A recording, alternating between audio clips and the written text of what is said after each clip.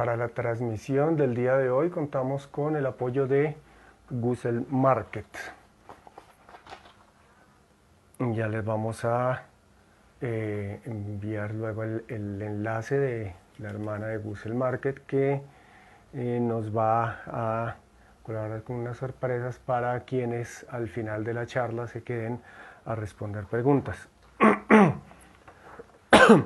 Recuerden que tenemos en Editorial Mactaba, tenemos esta edición, cuarta edición de la traducción de Isa García y su equipo de El Sagrado Corán, y esta es la versión gratuita que vamos a estar entregando algunas copias a quienes se la ganen respondiendo las preguntas al final de la charla, inshallah.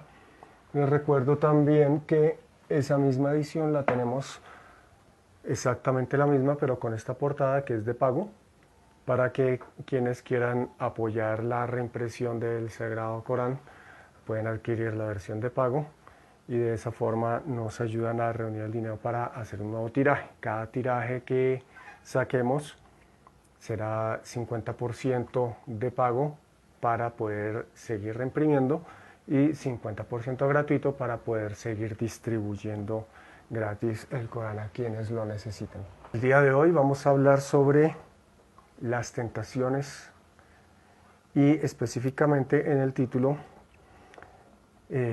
ponía yo una frase que me imagino que todos ustedes habrán escuchado, que es que la mejor forma de vencer una tentación es caer en ella. O hay algunas pequeñas variaciones de esta frase, como que la única forma de vencer la tentación es caer en ella. Vamos a hablar hoy sobre esta idea, de dónde surge esta idea, si tiene o no alguna validez y cómo la miramos los musulmanes desde la historia del profeta Yunus, profeta José, alayhi salam, que la paz de Dios sea con él. Primero que todo, para hablar de tentaciones, pues aclaremos un poco acerca de qué son las tentaciones.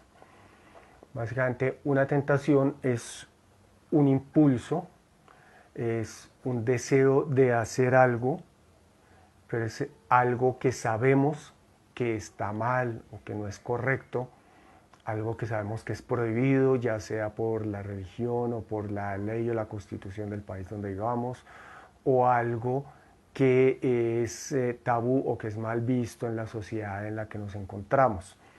Eso es la tentación.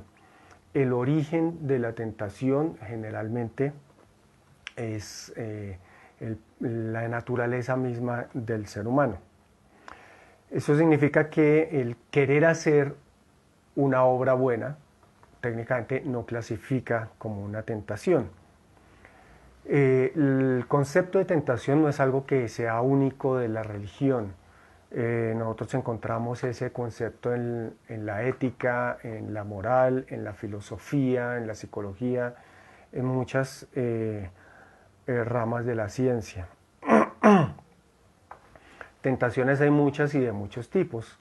Por ejemplo, la tentación de comer algo que sabemos que es dañino para nuestro organismo, o de algo que sabemos que el doctor nos lo ha prohibido, de algo que sabemos que tenemos alguna dolencia o alguna enfermedad que nos impide comerlo y tenemos la tentación de comerlo. La tentación de irnos de fiesta o de viaje cuando tenemos unas responsabilidades, cuando tenemos un parcial, un examen en la universidad, una previa en el colegio, o un trabajo, un informe que presentar en el trabajo, en la oficina, y tenemos la tentación de dejar eso así y después veremos irnos de viaje o de rumba. Esa es otro tipo de tentación. La tentación de consultar adivinos que supuestamente nos van a decir el futuro, de que nos lean las cartas, de mirar el horóscopo, ese tipo de cosas. Eso es también una tentación en el caso de nosotros los musulmanes y en otras religiones. Y ahí ya empezamos a ver que la tentación puede variar en culturas, en otras culturas o en otras formas de vida. No tendría nada de malo consultar con adivinos, sino que es algo inclusive acostumbrado en la sociedad. Por ejemplo, personas con cierto nivel de dinero y de ingresos y de capital, pues la tentación de crear empresas de papel en Panamá y abrir cuentas bancarias en paraísos fiscales para hacer sus movimientos de forma tal que puedan evadir impuestos. Eso también es una tentación. Entonces, tentaciones hay muchas de muchos tipos. Y el concepto de tentación también tiene que ver, no solamente cambia entre culturas, sino que puede cambiar en el tiempo dentro de mi misma sociedad.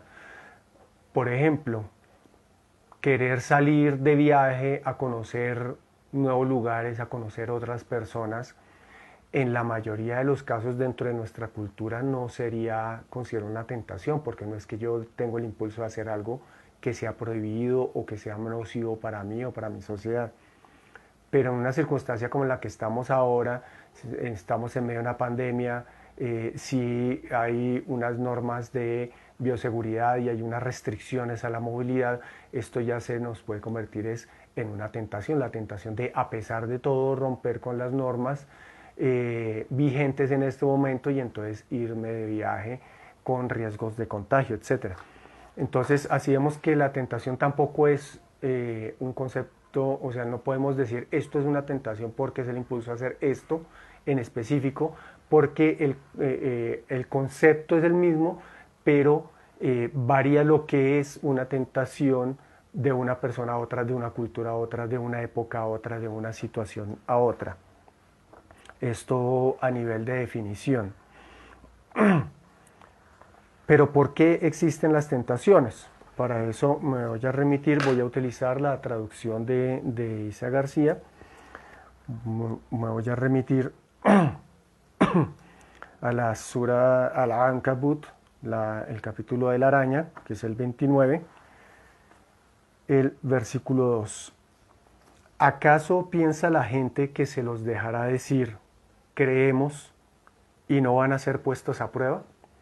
Es decir, aquí Allah subhanahu wa ta'ala, Dios Todopoderoso Eterno, nuestro Creador, nos está diciendo que no es simplemente la cuestión de decir yo creo en Dios, yo soy musulmán, yo soy creyente y ya. No, somos puestos a prueba, todos. De hecho, el Islam nos enseña que esta vida terrenal es simplemente una prueba. Es un paso pasajero, un paso temporal, que es una prueba. Y es la otra vida la que es definitiva, la que es eterna y la que cómo va a ser depende de si pasamos o no la prueba en esta vida. Disculpen. Por eso no existe concepto de reencarnación en el Islam. Nosotros solo vivimos una vez y solo necesitamos vivir una vez porque es simplemente una breve prueba. Entonces las tentaciones son parte de esa prueba de la vida. Las tentaciones forman parte de esas pruebas que tenemos en esta vida. Entonces, si nosotros como musulmanes tenemos en claro que esta vida terrenal, que esta vida mundanal es una prueba y que las tentaciones son pruebas, son partes además de esa prueba que es la vida misma, pues entonces sabemos que la tentación es algo que nosotros debemos enfrentar y que debemos superar como prueba. Pero entonces volvemos a la frase del inicio y del título de esta charla. La mejor forma de vencer una tentación es caer en ella.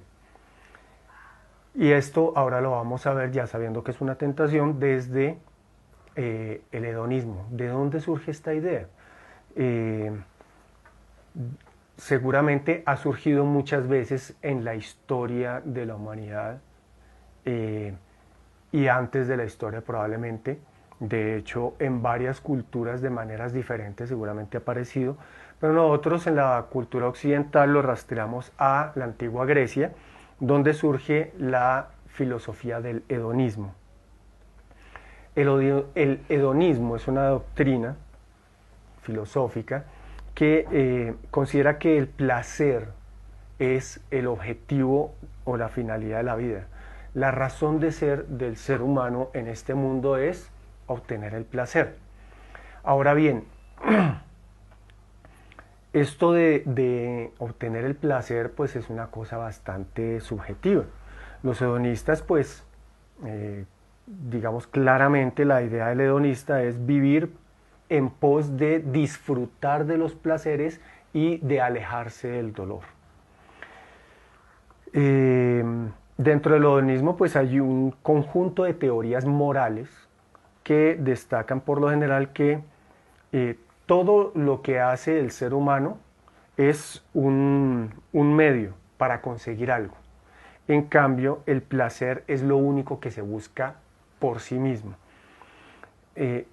¿Por qué ellos plantean esto así? Porque como les decía, la tentación y el placer en su origen parten de la naturaleza misma del ser humano.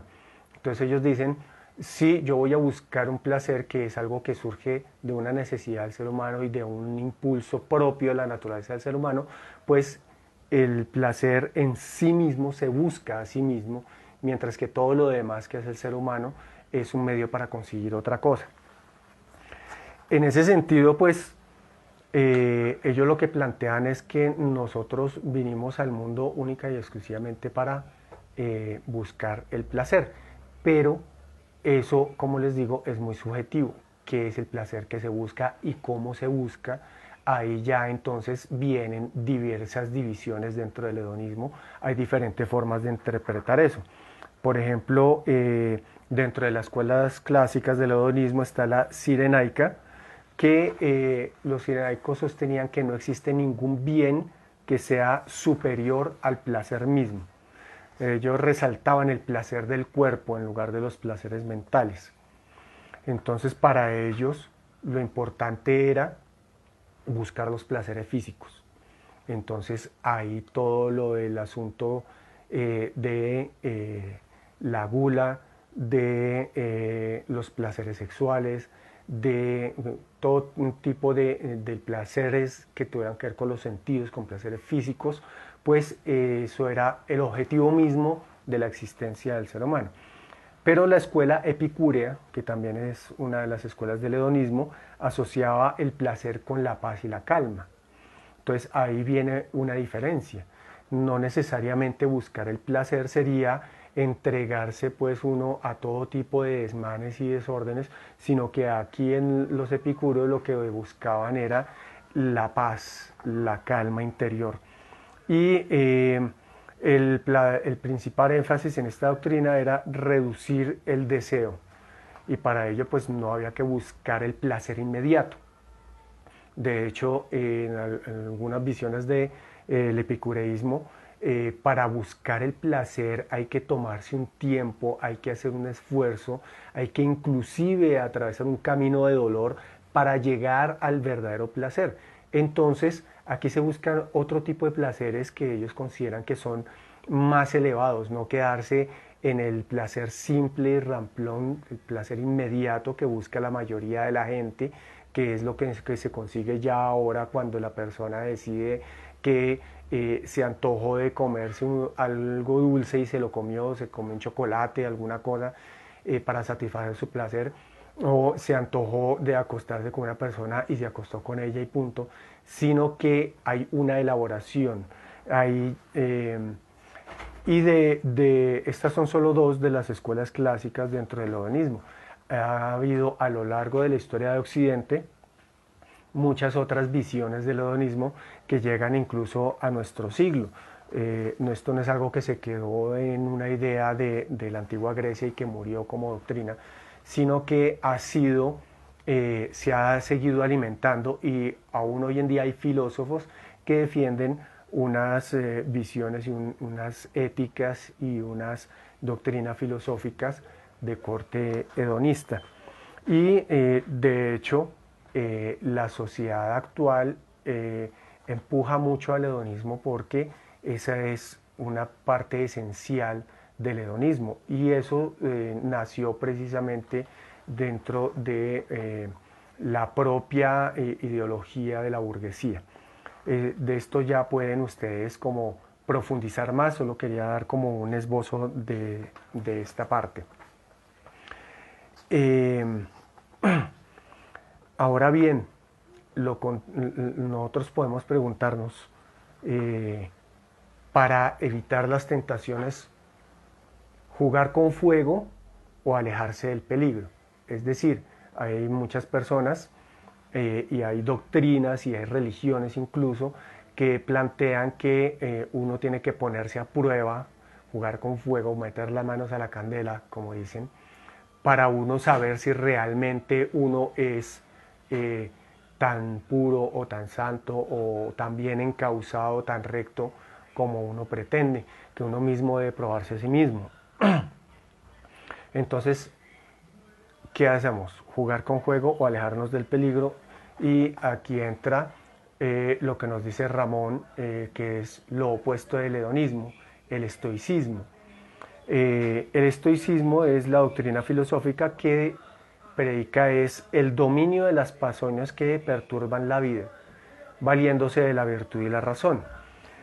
El objetivo del estoicismo es alcanzar la felicidad y la sabiduría prescindiendo de las comodidades o los bienes materiales, incluso de la fortuna. Perdón, llegaron los de las donas. Espero que me estén escuchando a pesar del bullicio de afuera. El ideal de los estoicos entonces era lograr la imperturbabilidad y cierto grado de independencia ante el mundo externo. La ética estoica, pues obviamente la faceta más conocida de esta escuela, que proponía vivir de acuerdo a nuestra naturaleza racional. No, el único bien es la virtud y el único mal es el vicio y la conducta pasional y irracional. Entonces los estoicos, también de la antigua Grecia, desde allá viene esta ideología en la tradición occidental, nos plantean lo opuesto al hedonismo, y entonces nos dicen que la razón es la que debe guiarnos, y la razón y la lógica nos van a guiar hacia el autocontrol, hacia vivir de una manera más asceta, y esto es lo que nos va a llevar a la felicidad, porque vamos a eliminar los deseos. Esto está muy relacionado también con el budismo. Como les digo yo, estas ideas no fueron únicas de los griegos, estas ideas han surgido en diferentes culturas y en diferentes momentos de la historia. Y, por ejemplo, en Oriente, la historia la tradición y el mito que se mezclan ahí, porque no hay muchos datos reales al respecto, confiables, pero lo que se nos dice es que Siddhartha Gautama era un príncipe, y cuando él decidió salir de su palacio, donde vivía encerrado toda su vida y había disfrutado de todos los placeres y siempre ha estado protegido, siempre ha vivido muy bien, cuando él sale a conocer el mundo y se da cuenta de la pobreza, de la miseria, del dolor, de la enfermedad, esto le crea un impacto tan profundo que él crea una filosofía y una forma de vida, que es el budismo, que se basa en una idea muy estoica, que es liberarse del deseo para poder alcanzar el nivel de la paz, de la tranquilidad. Entonces, estas son dos de muchísimas corrientes y de ideas filosóficas que han existido. Y una de las cosas que quiero recalcar ante esto es, bueno, si nosotros tenemos gente increíblemente inteligente, gente muy famosa en la historia, gente que ha trascendido, que la podemos encontrar en nuestros libros de historia, y que todavía hoy en día sus pensamientos, sus ideas nos siguen afectando, siguen permeando nuestra civilización actual. ¿Cómo era que esta gente era tan absolutamente opuesta?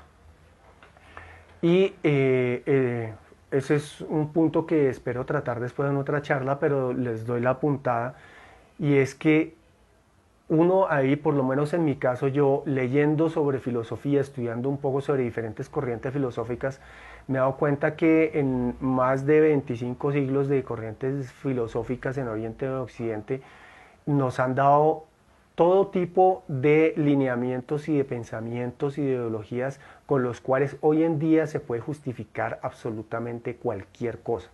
Es decir, hoy en día cualquier cosa que uno se le dé la gana hacer, encuentra uno en alguna línea de filosofía una justificación perfectamente racional que ha sido desarrollada por gente inteligente, por gente muy lógica, que tiene muy buenos argumentos, etc.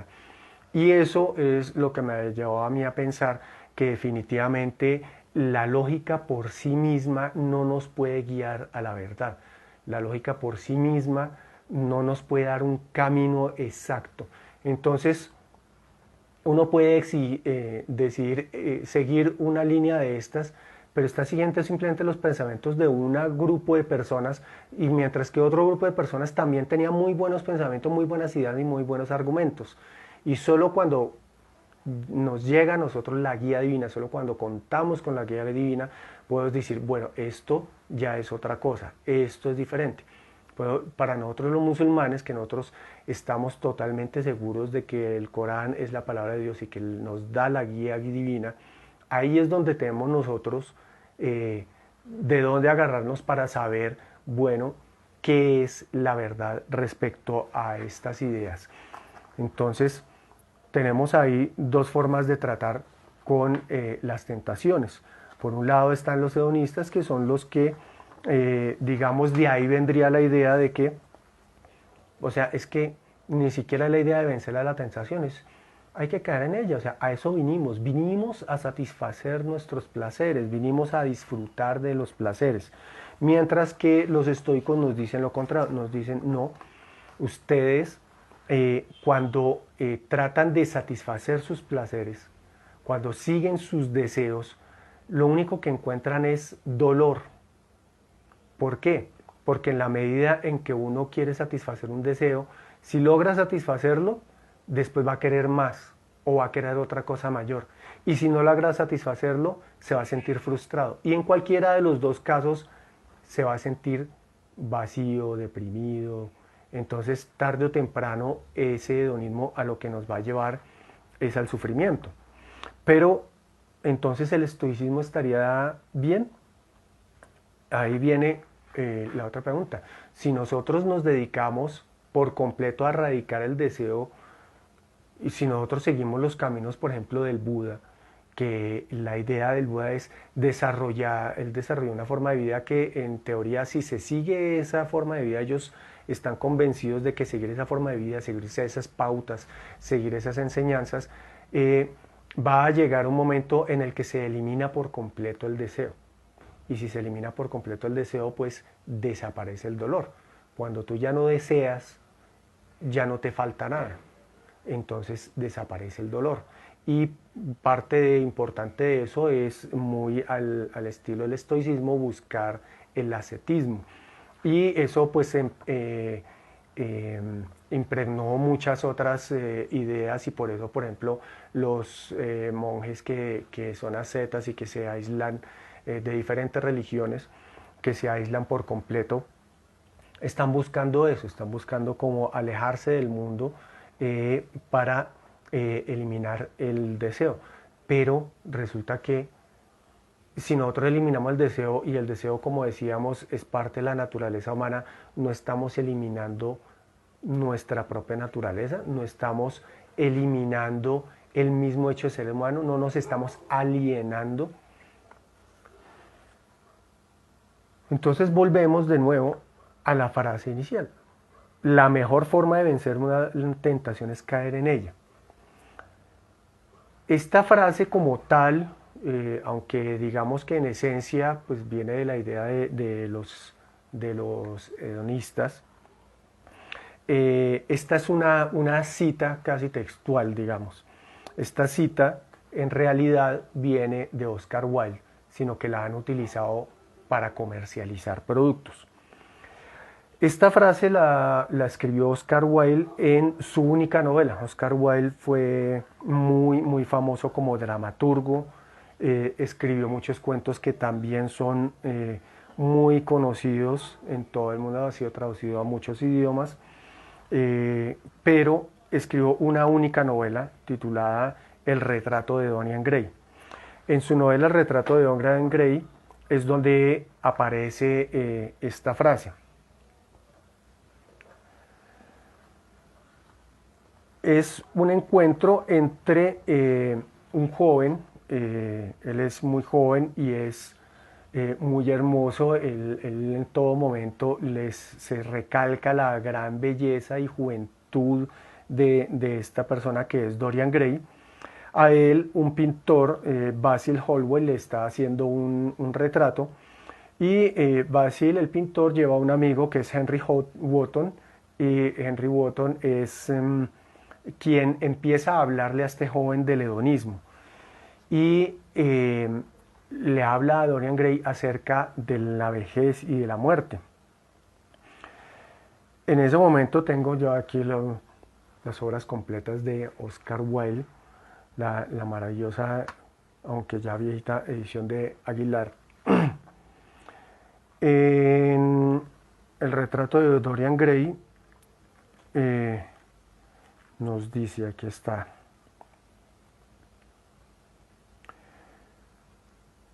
la mutilación del salvaje tiene su trágica supervivencia en la propia negación que corrompe nuestras vidas. Nos vemos castigados por nuestras negaciones. Cada impulso que intentamos aniquilar germina en la mente y nos envenena. El cuerpo peca primero y se satisface con su pecado porque la acción es un modo de purificación. No nos queda nunca más que el recuerdo de un placer o la voluptuosidad de una pena. El único medio de desembarazarse de una tentación es ceder a ella. Si la resistimos, nuestras almas crecerán enfermizas, deseando las cosas que se han prohibido a sí mismas, y además sentirán deseo por lo que unas leyes monstruosas han hecho monstruoso e ilegal.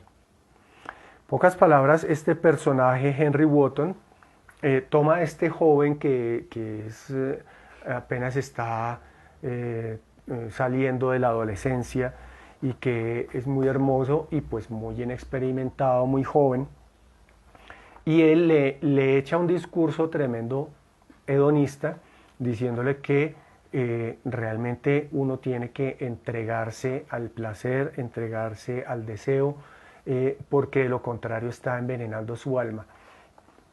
Y estas palabras calan profundo en el joven Dorian Gray y llega a un punto tal que más adelante, mientras el pintor Basil Hallward termina ya por fin con el cuadro, termina de hacer el retrato, se lo muestra a Dorian Gray, que es el modelo, y él ve su imagen retratada allí y dice: «Qué triste es», murmuraba Dorian con los ojos fijos todavía en su retrato. «Qué triste. Me volveré viejo, horrible, espantoso, pero ese retrato permanecerá siempre joven. No será nunca más viejo que este día de junio. Si ocurriera al contrario, si fuera yo siempre joven y si este retrato envejeciera. Por eso lo daría todo. Sí, no hay nada en el mundo que no diera yo. Por ello daría hasta mi alma». Entonces, este joven que simplemente se estaba dejando retratar, le entran estas palabras de este hedonista y termina temiéndole a la muerte, termina temiéndole a la vejez y termina invocando una maldición sobre sí mismo. Porque de una forma que no se sabe cómo ocurrió, el autor nunca trata de dar explicación a ello, lo que ocurre dentro de la novela es que Dorian Gray empieza a seguir el camino del hedonismo y se dedica a todo tipo de excesos y no ve ninguna consecuencia en su físico al respecto. Es decir, él puede beber, él puede fornicar, él puede hacer lo que se le dé la gana y no sufre enfermedades, no sufre deterioros, ni siquiera sufre el envejecimiento natural, normal de la vida. Pero esto no puede ocurrir así, perdón, esto no puede ocurrir así nomás, no es en la vida nada es gratis y esto lo retrata Wilde de una forma simbólica, y es que es el cuadro, el retrato, el que empieza a mostrar todas las consecuencias del paso de los años y de los excesos a los que se está dedicando Dorian Gray. Entonces, mientras el retrato de la pintura envejece demacrada debido a todos los excesos, el muchacho Dorian Gray sigue siendo muchacho a pesar de que ya tenga casi 40 años de edad. Hay una parte muy importante aquí, y es que Dorian Gray comienza a tener muy mala fama. ¿Por qué? Porque pues él no solamente se dedica a los excesos, sino que pues tú no puedes dedicarte a los excesos tú solo. Tú necesitas gente con la cual hacer las cosas que haces buscando el placer. Entonces tú necesitas con quién irte de farra, con quién irte de viaje a buscar pues otro tipo de placeres, con quién consumir drogas, con quién consumir alcohol, con quién acostarte. Todo eso no lo puedes hacer tú solo. Entonces él arrastra a mucha gente con él, porque hay mucha gente que dice, bueno, pues si este hombre lo hace, pues hagámoslo, y véanlo cómo está, él sigue joven, él sigue entero, pues debe ser que esto es bueno. Pero la demás gente no tiene lo que él tiene, no tienen esa conexión con un retrato que sea el retrato el que sufre las consecuencias físicas de sus desmanes y del paso de los años. Entonces la gente sí se ve deteriorada, la gente sí se ve enferma, la gente sí se ve metida en problemas, y él es el único que se mantiene impoluto. Entonces, por eso Dorian Gray se mete muchos, empieza a tener mucha fama y la gente empieza a alejarse de él. Y esta parte de la historia es muy importante porque nos muestra algo, y es que hay muchas cosas dentro, por ejemplo, de la legislación islámica, que muchas veces la gente de otras religiones, o principalmente la gente no religiosa, que no entiende estas cosas, pues le parece que son normas y leyes que son pues por allá del medioevo en el desierto, y que el pensamiento humano ha progresado mucho, ha avanzado mucho, y hoy en día pues tenemos unas leyes mucho más avanzadas, mucho más modernas, hemos superado esa época medieval. Entonces pues es absurdo que por ejemplo en el Islam esté más visto el sexo por fuera del matrimonio, y que aparte de eso el matrimonio tiene que ser hombre y mujer. Entonces pues el sexo entre personas del mismo sexo no es posible porque no hay matrimonio, entonces no hay cómo. Entonces estas cosas son vistas como no, es una cosa retrógrada.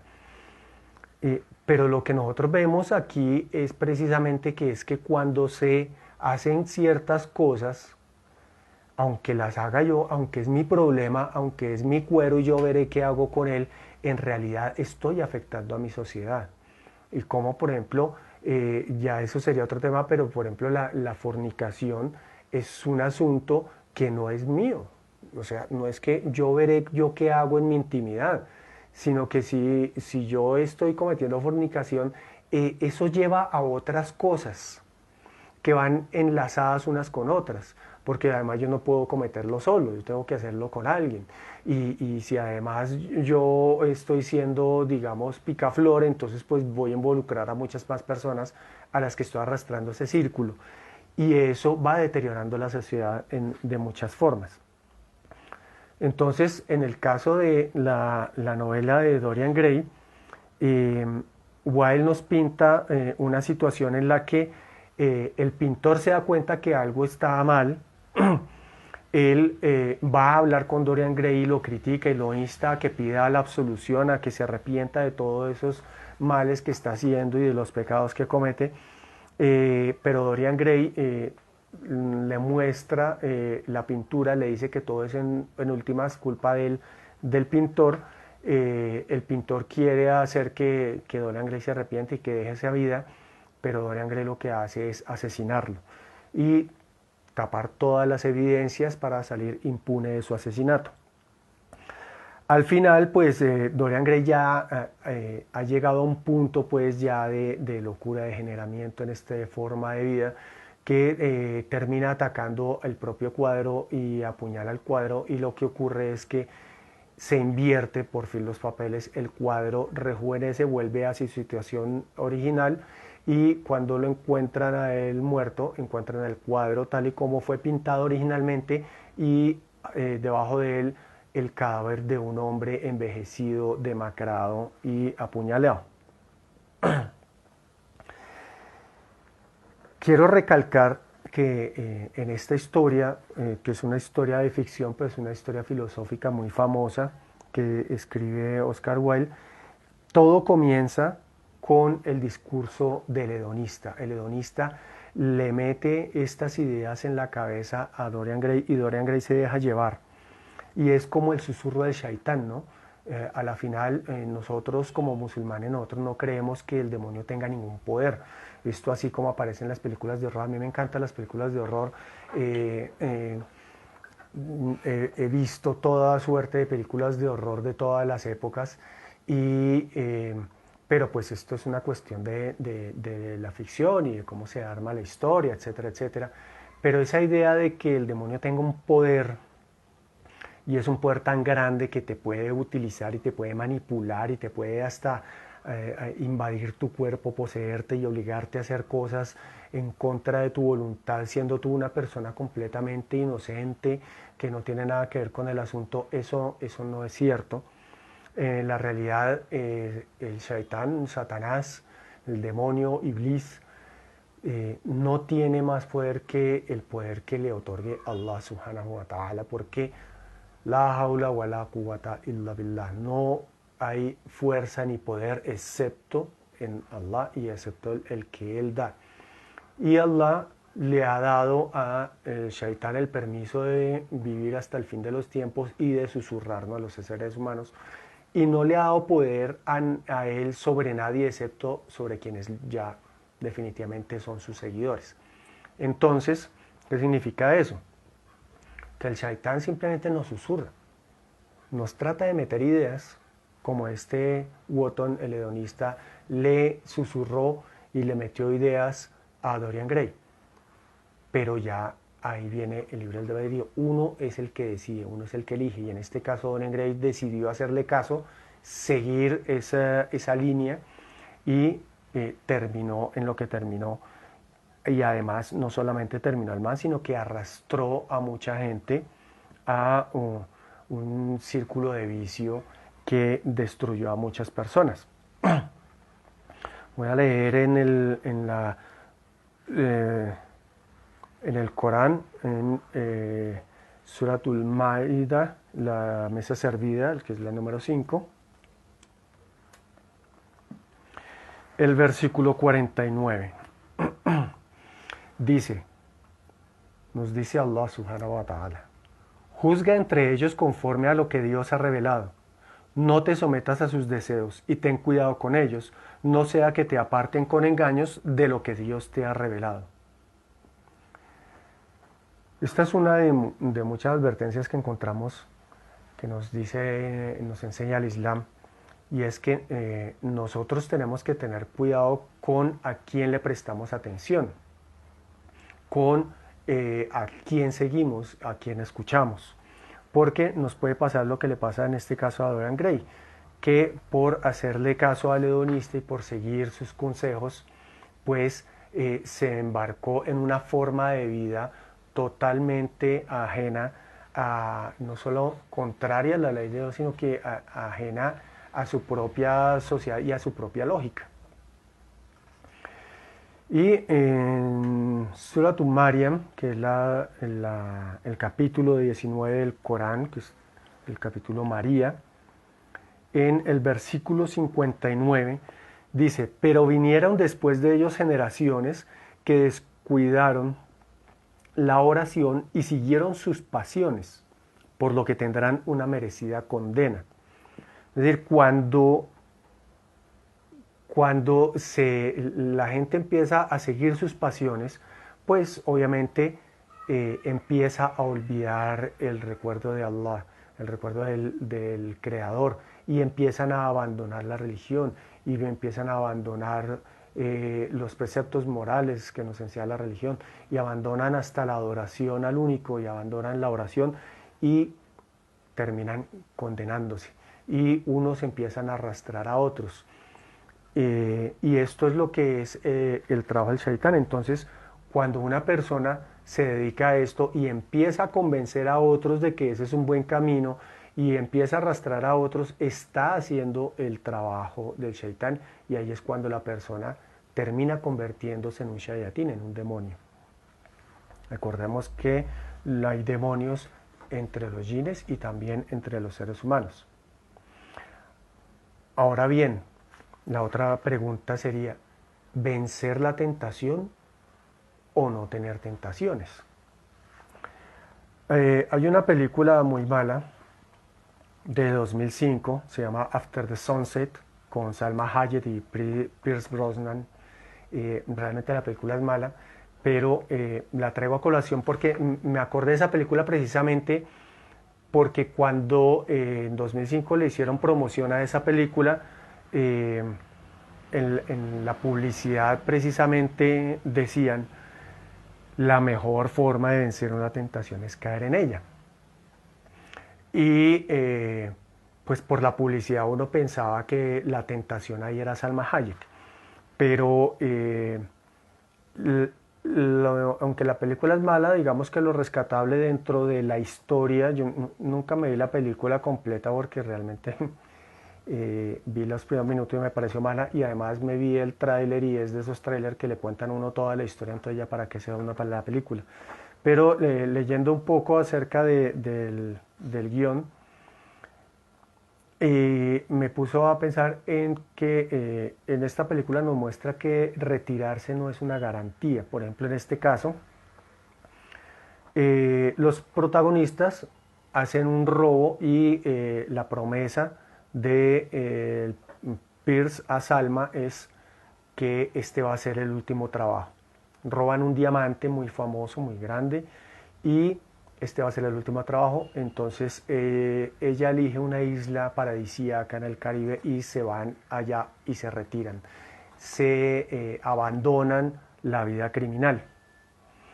Sin embargo, estando allá, un crucero llega y dentro del crucero, dentro de este barco, hay una sala de exhibición donde tienen un diamante que lo están exhibiendo así como un museo flotante. Y ahí empieza el problema, porque ahí está la tentación de robarse ese diamante. Efectivamente, Pierce hace todo el trabajo de robarse el diamante, la cosa vienen las complicaciones y toda la cosa. Al final él no se queda con el diamante porque hay un investigador del FBI que lo ha estado siguiendo y que le ha estado siguiendo la pista y que decide dejarlo robar para al final robárselo a él. Pero digamos que al final Pierce se da cuenta de que lo más importante para él no es robar diamantes, porque Salma Hayek, viendo que él no cumplió con su promesa de que se retiraba y que abandonaba la vida del crimen, pues lo abandona, y él se da cuenta que lo importante en su vida era ella. ¿A qué viene a colación esta historia? En este caso es a que aunque se retira, se aleja totalmente del mundo, se separa de toda la gente que él conocía, hasta allá le llega la tentación y él cede a ella, y también en este caso por ceder a la tentación pierde a su mujer y tiene que buscar la forma de recuperarla. Entonces, Eso nos podría plantear la cuestión de que entonces lo mejor es no tener tentaciones, porque una vez que uno ha tenido la tentación o que uno sufre por las tentaciones, pues siempre tiene el peligro de caer en ellas. Bueno, hay una investigación de la Universidad de Yale donde los investigadores concluyeron que esto de vencer a la tentación o no tener tentaciones, la idea de ello o qué creemos que es mejor depende de la edad de la persona. Resultó que, según este trabajo, para los menores de edad, lo que le da un verdadero valor moral a una persona es no tener conflictos morales, no tener esas tentaciones, sino básicamente ser un santo. Ya las personas adultas ya tienen otra concepción y consideran que es más valiosa moralmente una persona que, a pesar de tener la tentación y a pesar de sentir estos impulsos, estos deseos, es capaz de controlarse y así evitar la tentación, hacerlo de lado. Esto plantea una cuestión interesante porque obviamente la Universidad de Yale esta investigación la hace desde una perspectiva occidental, dentro de la cultura occidental, y nos dice que incluso dentro de nuestra cultura, o sea, las valoraciones éticas varían dentro de una cultura a otra, pero incluso dentro de nuestra cultura lo que nosotros tenemos como valoraciones éticas varía también de acuerdo a nuestra edad. Nosotros cambiamos de opinión respecto a la moral y a la ética conforme nuestras vivencias, conforme nuestros aprendizajes, nuestras experiencias, etc. Y entonces ahí vuelvo a algo que decía anteriormente, que en ese orden de ideas nosotros podemos cambiar nuestras normas éticas y morales a lo largo de nuestra vida y por más que nos digan, no, es que ustedes no lo que necesitan no es ser testigo de Jehová, ni protestante, ni católico, ni budista, ni musulmán, usted lo que tiene que ser es una buena persona. Eso es lo más importante. Sí. De hecho, el Islam nos enseña que hay que ser una buena persona, que básicamente la ley de Dios está diseñada para eso, pero el problema es ese. ¿Qué es ser una buena persona? El concepto de buena persona varía de una cultura a otra, varía de una clase social a otra, varía de un pensamiento a otro, incluso nos varía a una misma persona de una edad a otra. Entonces, nuestra lógica, nuestros principios con que hemos sido criados pueden cambiar y al cambiar cambia nuestro concepto de lo que es ser una buena persona. Y entonces, ¿cómo podemos estar seguros de que estamos siendo esas buenas personas que pretendemos ser? Necesitamos una guía, necesitamos la guía divina.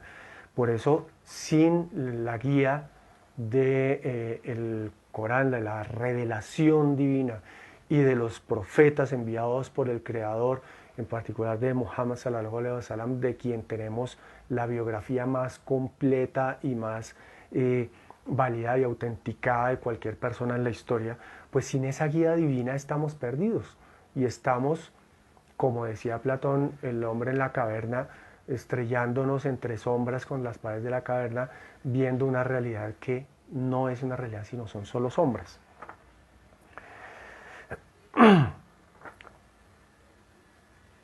De hecho, como les decía, ¿de dónde vienen las tentaciones?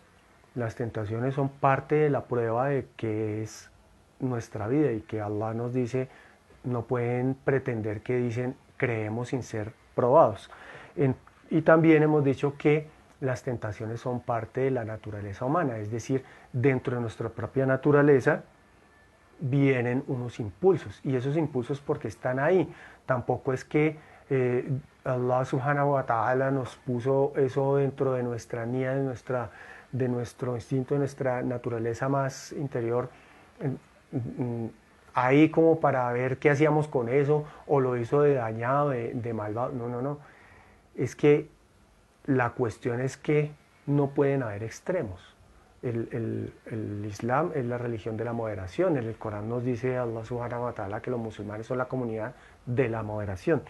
Y ahí es donde está el punto. Por ejemplo, tenemos el impulso de comer. Natural, porque si no tuviéramos el impulso de comer nos morimos de hambre. Necesitamos tener ese impulso. El problema no está en el impulso de comer. El problema está es en dedicarnos a comer, en comer sin, como barril sin fondo, en meterle y meterle a nuestros estómagos, que el propio profeta Muhammad sallallahu alaihi wasallam dijo que no hay nada peor que llene el hijo de Adán que su estómago, porque es que eso es, uno se puede dedicar a comer y a comer, y eso es un barril sin fondo. Entonces, tenemos el instinto de tener relaciones sexuales. El sexo no es malo, el sexo es necesario, sino cómo nos vamos a reproducir. Y no solo para reproducción, porque el sexo también está creado para que los cónyuges nos recreemos el uno en el otro y nos satisfagamos el uno al otro. Ahí no está el problema, en el impulso, en el deseo. El problema está es en cómo nosotros satisfacemos esos impulsos, esos deseos de manera lícita, de manera correcta, de manera que sea para nuestro beneficio y para complacencia de Allah, y no simplemente para ahí nosotros dedicarnos, como si la vida fuera, como dicen los hedonistas, dedicarnos únicamente a satisfacer nuestros deseos. De hecho, el profeta Muhammad, sallallahu alaihi wasallam, que la paz y las bendiciones de Allah sean con él, nos dijo una mirada casual, que una mirada casual no siga a otra, porque la primera está permitida, pero la segunda no. ¿A qué se refería con esto? Él estaba hablando de la tentación de mirar a las mujeres en particular, o a mirar a la persona del otro sexo con deseo sexual. Es decir, si yo estoy caminando por la calle, y además en estos países latinoamericanos, pues, y más si es en regiones de tierra caliente, altas temperaturas, pues es muy común que uno esté caminando por la calle y de pronto se le aparezca así de repente a uno una mujer muy hermosa y medio desnuda. Y eso aquí ya hoy en día es normal, que las mujeres se exhiban de muchísimas formas. Y muestren mucha piel, ¿no? Entonces uno ve a una mujer prácticamente desnuda y uno puede quedar impactado, y en el primer momento uno puede quedar mirándola como, uy, ¿qué pasó aquí? Esa primera mirada es lo que nos dice el profeta Muhammad sallallahu alaihi wasallam, que es una mirada casual que está permitida, porque pues uno no puede hacer nada al respecto, uno quedó impactado, fue algo sorpresivo, y uno que va ahí, uy. Pero ¿cuánto puede durar esa mirada? 1 segundo, 2 segundos. Y uno tiene que reaccionar, y reacciona uno y baja la mirada. O mira para otro lado, porque es que también uno a veces baja la mirada y entonces se queda mirando las piernas, que las tiene completamente al descubierto, o forradas en algún material, y entonces se le ve perfectamente el contorno de las piernas. Entonces de pronto uno baja la mirada, pero también mira para otro lado. Y entonces si mira uno para otro lado, resulta que está pasando otra mujer que también está medio desnuda, y entonces uno también queda impactado, entonces tiene que mirar para otro lado.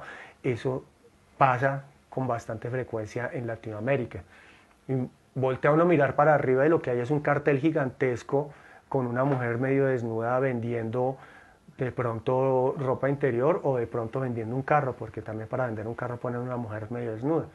Entonces tiene uno que mirar para otro lado. Entonces esas miradas que uno volteó para un lado, volteó para el otro y fueron casuales y no duraron más de 1 segundo, de un par de segundos, pues ahí no hay nada que hacer. Pero si viene la mujer y yo me quedo mirándola y ella pasa y yo volteo y la sigo mirando, pues eso sí es otra cosa, y esa mirada ya no está permitida, eso ya es otra cosa. Entonces eso tiene que ver con la orden de Allah subhanahu wa ta'ala de bajar las miradas y recatar las miradas, que eso está en Surat An-Nur, que es la Sura 24, en los versículos 30 al 31. Alayas 30 al 31. Dile a los creyentes, primero, dile a los creyentes, o Muhammad, que recaten sus miradas y se abstengan de cometer obscenidades, porque eso es más puro para ellos. Dios está bien informado de lo que hacen. Dile a las creyentes que recaten sus miradas, se abstengan de cometer obscenidades, no muestren de sus atractivos en público más de lo que es obvio, y dejen caer el velo sobre su escote. En estas arellas, el Creador se dirige tanto a hombres y a mujeres, y a ambos les dicen, recaten la mirada. Entonces, esto es lo que nos recalca aquí el profeta Muhammad sallallahu alaihi wasallam. A veces uno lo coge desprevenido y uno ve algo que no debería ver, pero porque pues fue algo sorpresivo, fue algo casual. Esa primera mirada pues no va uno a ser juzgado por eso, pero inmediatamente uno tiene que reaccionar y recatar la mirada. Entonces, esta enseñanza nos muestra que no estamos para satisfacer pues los deseos, porque un hedonista diría todo lo contrario, diría no, pero si a usted le gusta mirar y le quedó gustando lo que está viendo, pues sígalo viendo y mire y detállelo. Nos diría todo lo contrario. Entonces, nosotros como musulmanes sabemos que la razón de ser del ser humano no es vivir, ni como dicen los hedonistas, para satisfacer nuestros deseos, ni como dicen los estoicos, para alcanzar la paz y la felicidad a través de abstenernos de los placeres, sino que hemos venido a este mundo es a adorar a Allah subhanahu wa ta'ala. Eso es lo que nos dice Allah en el Corán. No los he creado a los jinnes y a los seres humanos, sino para que me adoren. Entonces, volvamos a la frase del inicio. La mejor forma de vencer una tentación es caer en ella. Y esto también tiene que ver con el consumismo en el que vivimos hoy en día. Esta frase, como les digo, tiene que ver con el hedonismo. En realidad, pues la han tomado de la novela El retrato de Dorian Gray. Es una cita del retrato de Dorian Gray de Oscar Wilde, y ha sido utilizada desde hace ya bastantes años por los publicistas. Entonces, de pronto muchos de ustedes han visto ya sea publicidad en televisión o en centros comerciales llegar y ver esta frase: la mejor forma de vencer a la tentación es caer en ella. Entonces veía yo, por ejemplo, un video de una muchacha que contaba que lo vio en un supermercado, en un centro comercial, perdón, en un almacén de zapatos, una mujer en una publicidad sosteniendo un par de zapatos diciendo la mejor forma de vencer a la tentación es caer en ella. Y entonces, claro, pues tienes la tentación de comprarte unos zapatos, pues cómpralos. Y esta muchacha en el video decía, y claro, pues muchas veces las mujeres piensan en eso, tienen el deseo de irse de compra, de comprarse esos zapatos, y entonces vas y te compras los zapatos. Y te compras los zapatos y te das cuenta de que necesitas un vestido que haga juego con esos zapatos. Entonces, en lugar de sentir la satisfacción de haber conseguido esos zapatos, sientes el vacío de que ahora no tienes el vestido para esos zapatos. Y entonces, pues vas a tener que conseguir el vestido. Y cuando consigas el vestido, probablemente no vas a sentir la satisfacción de que ya tienes tu vestido con tus zapatos, sino vas a sentir el vacío de que ahora te hace falta el collar y los aretes que hagan juego. Y así vamos uno y otro detrás, una cosa y otra, porque cuando una persona, lo que les decía, busca satisfacer sus deseos, lo único que hace es abrirse un hoyo profundo en el alma que nunca está satisfecho.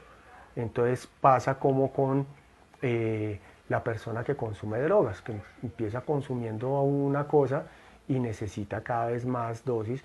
Entre esas drogas el alcohol, cada vez se necesita más para alcanzar esos estados de euforia que está buscando. Lo mismo pasa con el asunto del sexo. La persona que se dedica a tener relaciones con una persona y con otra, pues siempre está pensando, uy, si yo me acostara con esta persona, si yo tuviera sexo con esta persona, eso sería pues lo último.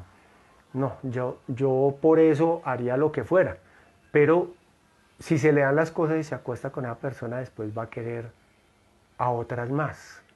Ya no va a estar satisfecho con lo que hizo.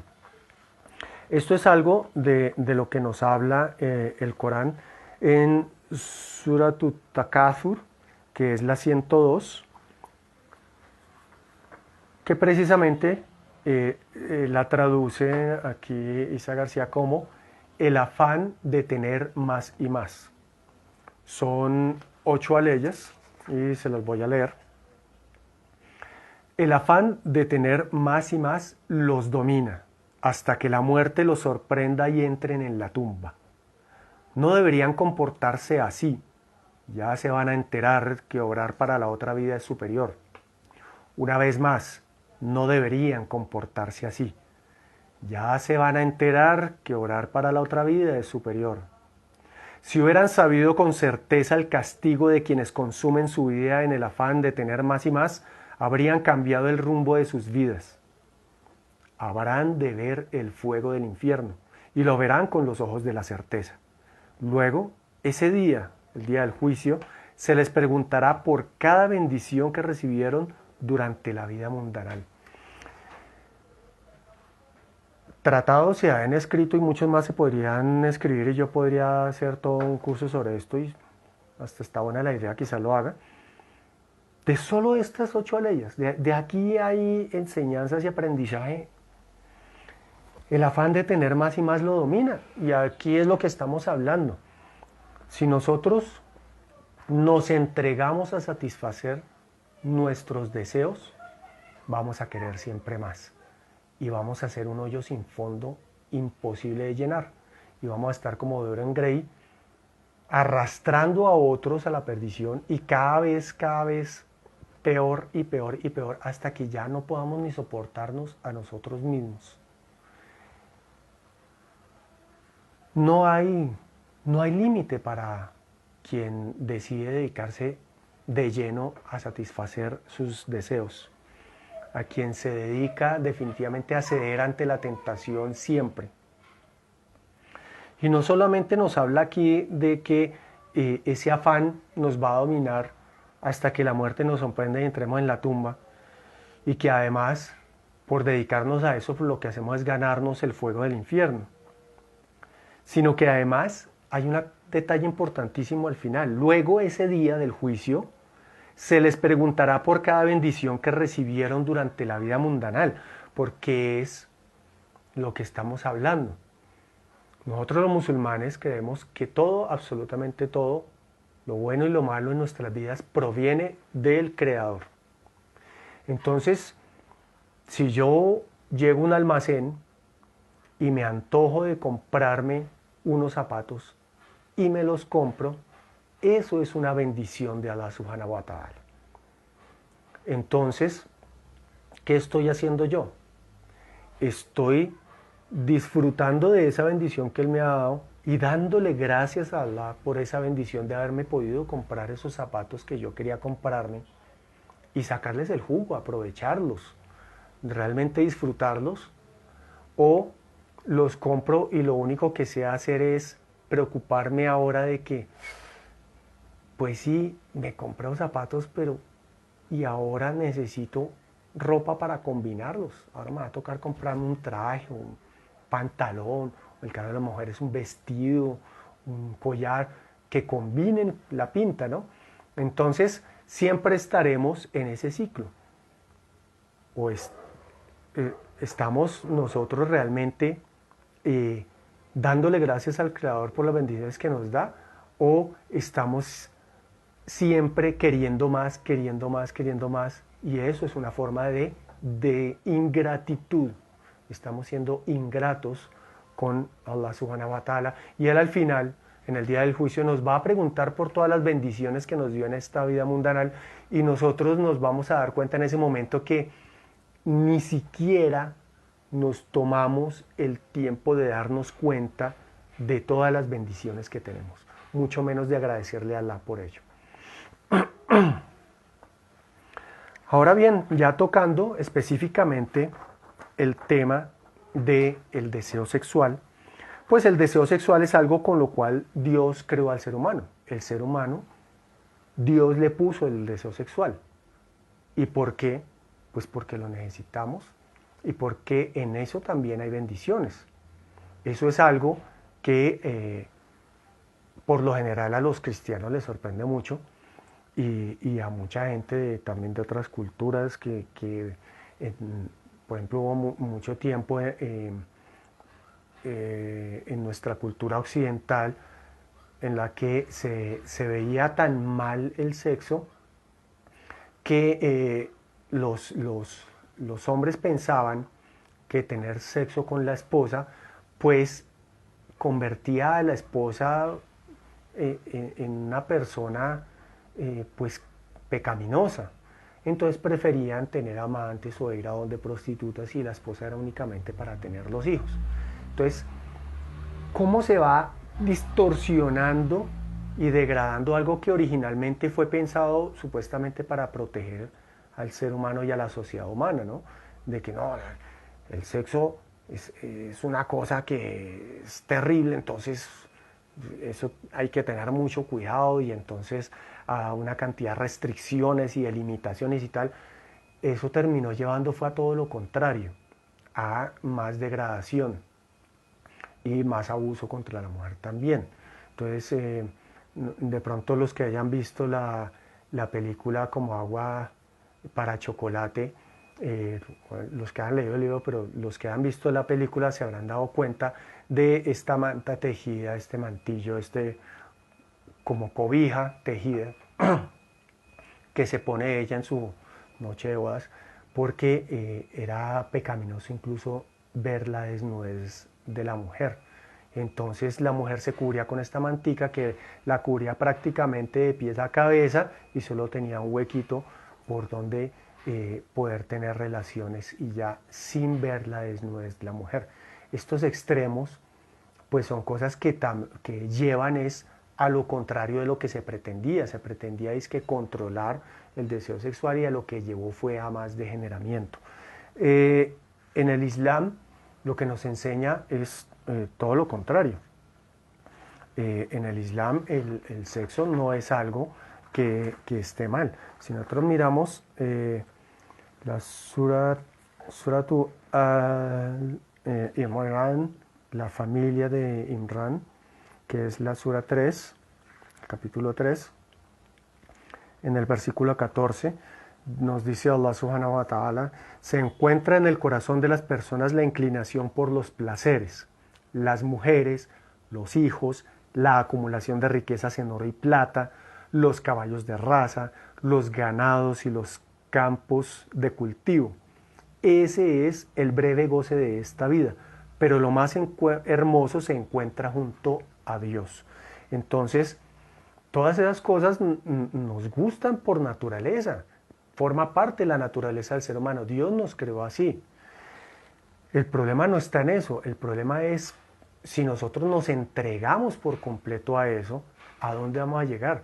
Y Él nos dice, lo más hermoso está al lado de Dios. Entonces lo que nosotros tenemos que buscar es sí, hay formas lícitas porque Dios tampoco nos dio esos instintos y esos deseos y nos dijo, y de malas, porque eso está prohibido. Entonces, mire, ¿cómo van a hacer? Entonces uno tiene que estar toda la vida, pues, lo que decían los estoicos, negándose uno el placer, llegar a un nivel de ascetismo absoluto para lograr erradicar el deseo y de esa forma pues poder alcanzar la paz, la felicidad y la complacencia del Creador, ¿no? Porque eso sería destruirnos, eso es alienarnos, eso es acabar nuestra propia naturaleza, entonces es dejar de ser humanos. Dios no nos hizo humanos para que nosotros tengamos que negarnos el hecho de ser humanos. Eso sería absurdo, sería muy injusto de parte del Creador y el Creador todo es injusto. Entonces, lo que nos dice el Islam no es que nos tengamos que librar de tener el deseo sexual y los demás deseos, sino que lo que nos dice el Islam es que nosotros lo que tenemos que hacer es satisfacer nuestros deseos, incluido el deseo sexual, de maneras lícitas. Entonces nosotros básicamente dentro del matrimonio, hombre y mujer casados, los dos cónyuges, en su intimidad, tiene licencia para disfrutar del sexo como a ellos mejor les parezca, con prácticamente una o dos prohibiciones, que es la sodomía, básicamente es la prohibición principal, y el sexo grupal en el caso de un matrimonio polígamo. No puede haber sexo grupal, con cada una por aparte. Pero de resto, si están de acuerdo los dos, si no es algo que vaya en contra de el bienestar de ninguno de los dos, que no vaya en contra de su integridad física, moral, espiritual, y estando dentro del matrimonio, ahí ustedes verán, eso ya es cuestión de la pareja, desde que sea mutuo acuerdo no hay problema. Entonces, a lo que íbamos, toda esta charla, ¿qué tiene que ver todo este rollo con la historia del profeta Yusuf, alayhi salam, profeta José, que Dios le dé paz?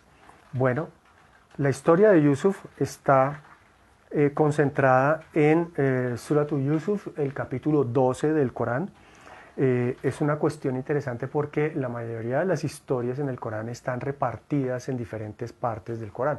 La historia de Noé, nosotros en una charla que di acerca del diluvio, pues veíamos que la historia de Noé está repartida por muchos capítulos, muchas suras del Corán, pero la historia de José está concentrada en una sola sura.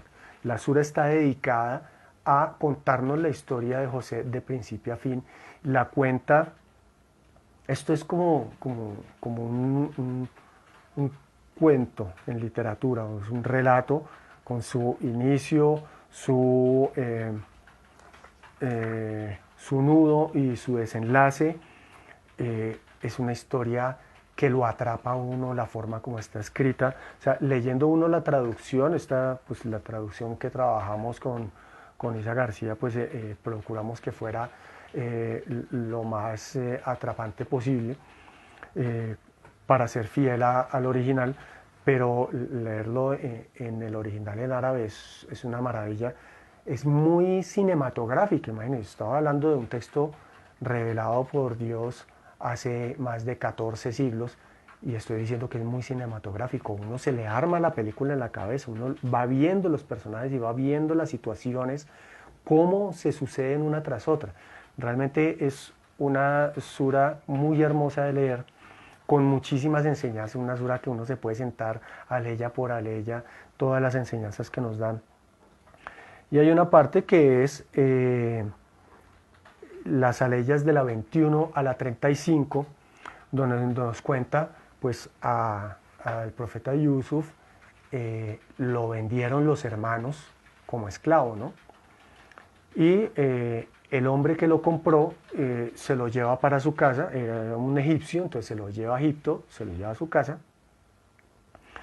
y dice a partir de la aleya 21, y luego el egipcio que lo compró le dijo a su mujer: recíbelo honorablemente, podría sernos útil o quizá lo adoptemos como hijo. Así concedí a José una buena posición en esta tierra y le enseñé la interpretación de los sueños. La voluntad de Dios siempre prevalece, pero la mayoría de la gente no lo sabe. Y cuando alcanzó la mayoría de edad, le concedí el discernimiento y la sabiduría a través de la revelación. Así es como recompenso a los que hacen el bien. Pero la señora de la casa en la cual estaba se sintió atraída por él. Lo llamó y cerrando las puertas exclamó: ven aquí, soy tuya. Dijo José: que Dios me proteja. Mi amo, o sea, tu esposo, me ha colmado de honores. Debes saber que los traidores no acaban bien. Ella lo deseó y él la hubiera deseado, de no ser porque vio una señal de su señor. Así lo preservé del pecado y la obscenidad, porque era uno de mis siervos elegidos. José procuró huir y ambos corrieron hacia la puerta. Ella, al intentar detenerlo, rasgó la túnica de él por detrás y fueron sorprendidos por el marido de ella junto a la puerta, por lo que ella se apresuró a decir: «¿Qué pena merece quien ha pretendido deshonrar a tu mujer, sino que lo encarcelen o reciba un castigo severo?» Dijo José: «Fue ella quien intentó seducirme». Entonces un testigo de la familia de ella dijo: «Si su camisa fue rasgada por delante, ella ha dicho la verdad, y él es quien miente. Pero si su camisa fue rasgada por detrás, entonces ella miente y él dice la verdad». Cuando el esposo vio que la camisa estaba rasgada por detrás, dijo: «Es una astucia propia de mujeres. Sus artimañas son terribles». José, olvida lo sucedido y no se lo menciones a nadie. Y tu mujer, pide perdón por lo que has hecho, porque has incurrido en una falta grave. En esta parte vemos cómo José era muy joven. Él fue llevado pues de niño como esclavo a esta casa, y lo primero que le dice el egipcio a su esposa: «Recíbelo honorablemente». Él sabía algo de su esposa, de sus costumbres, de pronto sus malas mañas, y él le dice que lo trate honorablemente, no se meta con él. Pero con el tiempo, pues la mujer decide definitivamente entregarse al deseo y hacer lo que decía la frasecita. Ella piensa que la mejor forma de vencer a esa tentación es ser ante ella, y entonces le hace una encerrona a José, ya cierra las puertas, ella lo arrincona y le dice: «Bueno, aquí estoy, soy toda tuya». Y la verdad es que lo que nos revela Dios, el Creador, Él nos dice: ella lo deseó y él la hubiera deseado de no ser porque vio una señal de su Señor. Es decir, él no es que era de piedra, él no estaba tallado en mármol, él no es que no haya sentido ningún deseo, él no es que no haya tenido tentación. Y de hecho, pues si uno se pone a pensar, pues estaban los dos solos encerrados, nadie los veía, había una tentación muy grande de, pues bueno, aquí, ¿qué le vamos a hacer? Pues hagámosle, ya que vino, vamos a lo que vino. Pero no, porque el profeta José, él sabía muy bien que aunque nadie los viera, Allah siempre lo está viendo a uno. Él sabe todo lo que hacemos. El Creador es testigo de todos nuestros actos. Y él le había dicho a la esposa de su amo, le había dicho que los traidores no prosperan. Él estaba allí diciendo algo que tiene muchísimas implicaciones. Ella como esposa está traicionando a su esposo al tratar de serle infiel.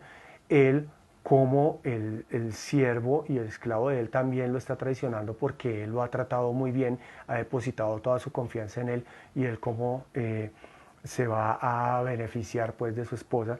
Y aparte de eso, juntos están traicionando a aquel que los creó y que es quien les da la vida, les da las bendiciones. Entonces, pero a pesar de todo eso, a pesar de que él era un hombre sabio, él era un hombre justo, pues en ese momento era un muchacho, y de todas formas pues era un hombre, era un ser humano. Él siente la tentación. Y nos dice Allah subhanahu wa ta'ala que ella lo deseó y él lo hubiera deseado. Es decir, ella básicamente se le mandó encima, y él le hubiera respondido, de no ser porque Allah lo protegió. ¿Cómo? Mandándole una señal. De alguna forma, él recordó en ese momento a Allah, recordó al Creador y dijo: uy, no, no le puedo fallar yo a mi creador, no puedo yo cometer este acto y traicionar a mi Señor. Entonces, ese pensamiento es lo que hace que él pueda reaccionar. Pero más adelante viene otra enseñanza porque nuevamente tratan de seducir, ya la esposa trae a otras mujeres para que se den cuenta de que ellas estaban murmurando que esta mujer estaba tratando de seducir a su esclavo, entonces ella trae a otras mujeres para que vean a José y cuando lo ven quedan todas enloquecidas con la belleza de José. Entonces ellas dicen, Dios santo, no es un ser humano, es un ángel hermoso. Y entonces nuevamente José es víctima de acoso sexual. Y dijo José, Aleya 33 de la Sura 12, Señor mío, prefiero la cárcel a caer en lo que estas mujeres me proponen, pero si no apartas de mí su acoso, cederé a sus encantos y cometeré una estupidez. Entonces, esto es importante en relación a lo que habíamos hablado anteriormente de, bueno, por un lado, vencer a la tentación o no tener tentaciones, pues no se puede no tener las tentaciones, porque eso es, habría que acabar con el deseo y para eso habría que destruir la naturaleza humana y para eso pues eso es dejar de ser humanos. Y Dios no nos creó para eso, Dios no nos pide eso. Vencer a la tentación, entonces, es lo que nos queda. ¿Y cómo vencemos la tentación? ¿Cayendo en ella? No, ya hablamos que no, porque caer en ella es entregarnos a esos placeres y convertirnos en un hoyo sin fondo que nunca está satisfecho y siempre tiene que estar dándole más y más y más. Siempre van a haber nuevos deseos y nuevos impulsos que vamos a querer satisfacer y eso no tiene fin. Porque además eso forma parte de nuestra naturaleza. Y las tentaciones también existen porque son pruebas de Allah subhanahu wa ta'ala. Entonces, ¿cómo vamos a pretender que Allah nos pone una prueba y nosotros pues cedemos ante ella, caemos? No, tenemos que superar la prueba. Superar las pruebas es lo que tenemos que hacer para complacer a Allah e inshallah alcanzar el paraíso.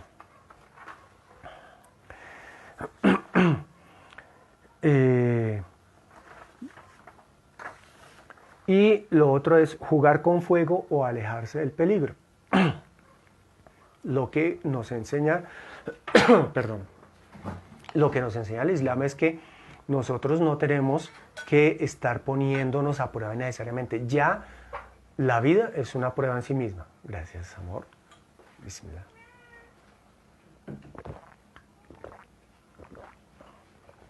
La vida es una prueba en sí misma. Es Allah subhanahu wa ta'ala quien nos pone pruebas. Ya suficiente con eso. ¿Para qué nosotros nos vamos a poner a probarnos metiéndonos en la candela innecesariamente? No, nosotros no tenemos por qué jugar con fuego. Lo que nos dice el Islam es que nosotros debemos alejarnos en lo posible de esas tentaciones. Y entonces ahí lo que tenemos también que hacer es un ejercicio de autoconocimiento, ¿no? Porque no todos somos iguales. Por ejemplo, habrá una persona para la cual estar cerca, por ejemplo, de la comida y que haya carne de cerdo es una tentación muy grande.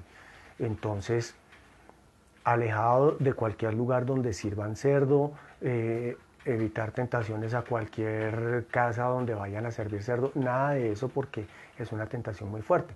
Para otra persona no, otra persona de pronto nunca comió cerdo o antes de ser musulmán, pues si alguna vez comió cerdo le pareció maluco eso, no le gustó, entonces no es una tentación. Entonces, cada persona tiene que conocer dónde debe poner esos límites. Entonces, alejarnos de las tentaciones. Y alejarnos de las tentaciones en el caso del sexo, ¿qué es? Pues no estar viendo uno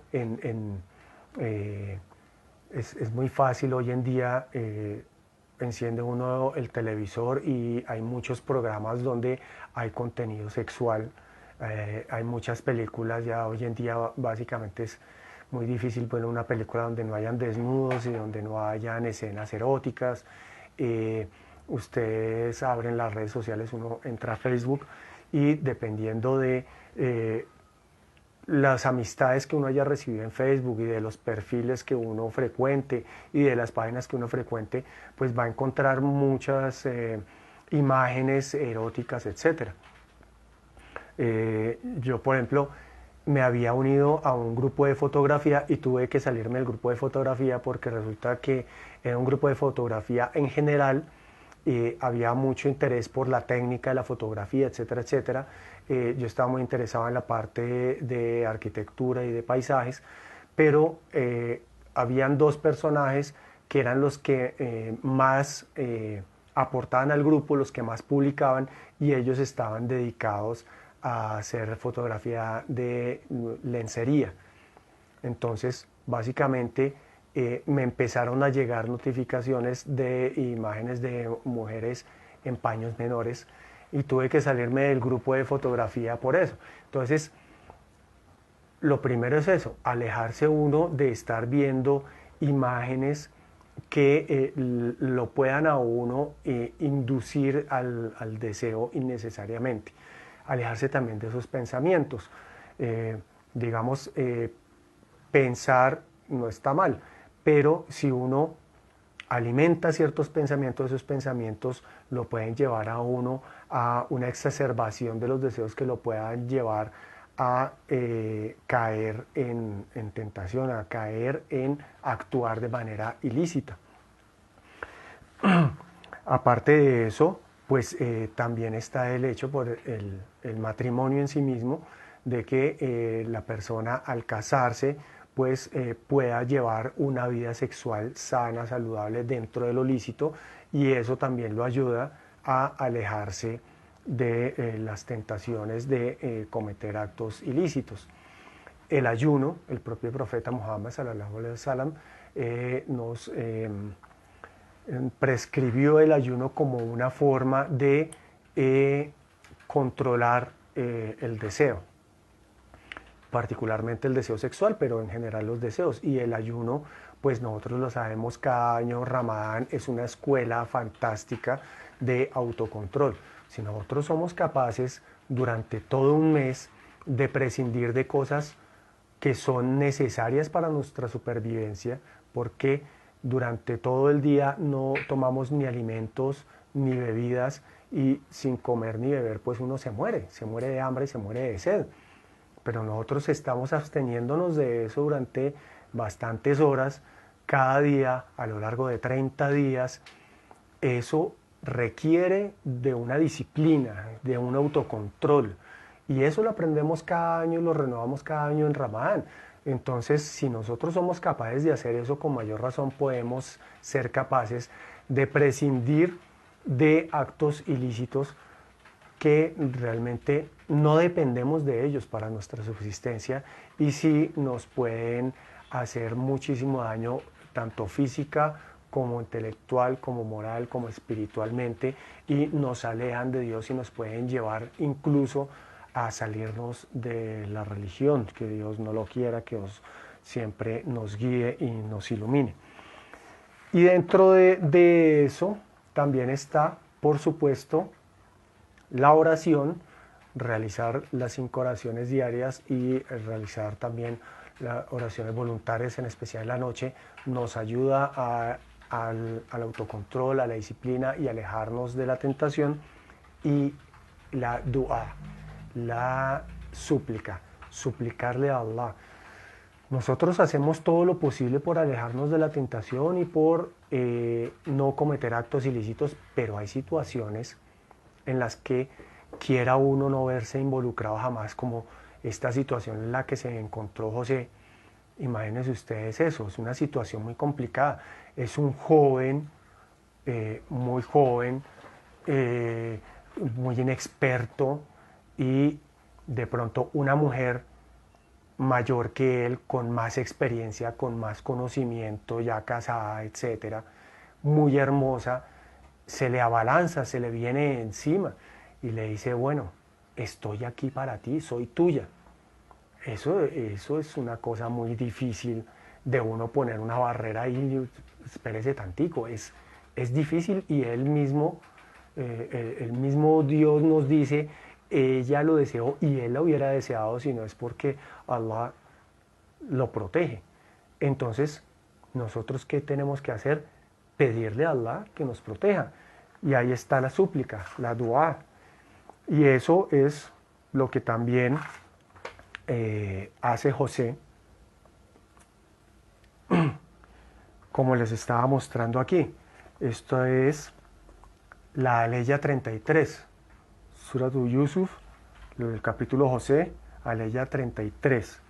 Les repito, dijo José, Señor mío, él en ese momento en el que ya no es acosado solo por la esposa de su amo, sino que ya hay un grupo de mujeres que lo están acosando sexualmente, mujeres hermosas, además pues de un alto nivel, porque él era esclavo en la casa de un hombre pues de la nobleza, alguien de alto turmeque, como dicen, de la crema innata de la sociedad. Entonces son mujeres hermosas, elegantes, bien vestidas, que lo están acosando. Resistirse a eso, eso es una cosa, pues hombre, está sometido a una prueba prácticamente inhumana. Entonces, él se da cuenta, él dice, yo por mí mismo no puedo con esto. Estoy dando todo de mí, pero voy a terminar embarrándola, voy a cometer aquí un acto atroz, no puedo yo solo. Entonces, acude a quién? Al único que puede ayudarnos, al único en el que debemos siempre confiar, en el quien debemos depositar siempre toda nuestra confianza, el único que nos puede dar la fuerza, porque toda fuerza y todo poder provienen de él. Allah subhanahu wa ta'ala, el creador, nuestro Señor, nuestro dueño, dice, Señor mío, él eleva esta plegaria y le pide a Dios, prefiero la cárcel a caer en lo que estas mujeres me proponen. Le dice a Dios, yo no quiero esto, prefiero ir a prisión antes que caer en esto. Pero si tú Dios, si tú Señor mío, si tú mi Creador, no apartas de mí su acoso, cederé a sus encantos y cometeré una estupidez.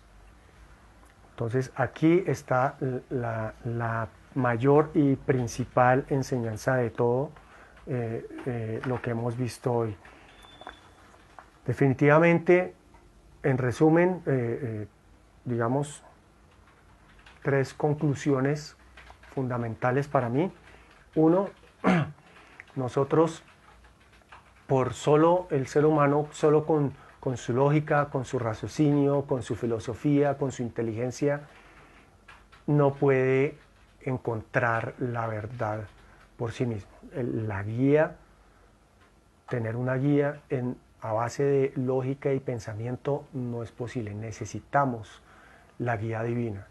Necesitamos la revelación de Allah, necesitamos el ejemplo y las enseñanzas de sus profetas. Y pues precisamente por eso Él, en su infinita sabiduría, conociéndonos mejor que nosotros mismos, porque Él nos creó tal y como Él quería crearnos, pues nos dio su revelación y nos envió a sus profetas para que nos enseñaran y nos dieran ejemplo. Ya si nosotros decidimos desechar eso y dejarlo de lado, eso sí ya es problema de nosotros. Pero nosotros definitivamente por nuestra propia lógica no vamos a alcanzar esa guía. Entonces, necesitamos la guía, ahí la tenemos. A mí me parece increíble que una persona, Dios le ponga el Islam en su corazón, una persona ya sea que creció en el Islam o que lo abrazó tiempo después, y lo primero que hace o lo que hace a lo largo de su vida como musulmán es tratar de encontrar las excusas, tratar de encontrar las interpretaciones retorcidas, tratar de buscar ya sea en la historia islámica, en las sectas, en lo que sea, la forma de buscarle el quiebre al Islam para decir, no, pero esto se puede hacer. Entonces, tiene la guía y en vez de tratar de seguirla y tratar de aprender, está viendo a ver cómo la tuerce. La verdad que esa parte sí no la entiendo. Yo entiendo que un musulmán sea pecador porque pues, todos tenemos debilidades y podemos caer en tentaciones, etcétera. Uno puede cometer errores, obviamente, somos seres humanos, y Dios no nos pide que seamos perfectos. Dios nos dice es, busquen no cometer errores. Y si cometen errores, busquen que no sean graves. Y cuando cometan un error, arrepiéntanse, pídanle perdón a Allah y busquen cómo resarcir cualquier daño que hayan producido, provocado en otros y busquen cómo no volver a cometer los mismos errores, encarrílense. ¿Sí? O sea, ahí, si Dios nos pidiera que fuéramos perfectos, pues no nos daría todos unos mecanismos para poder volver al camino. Pero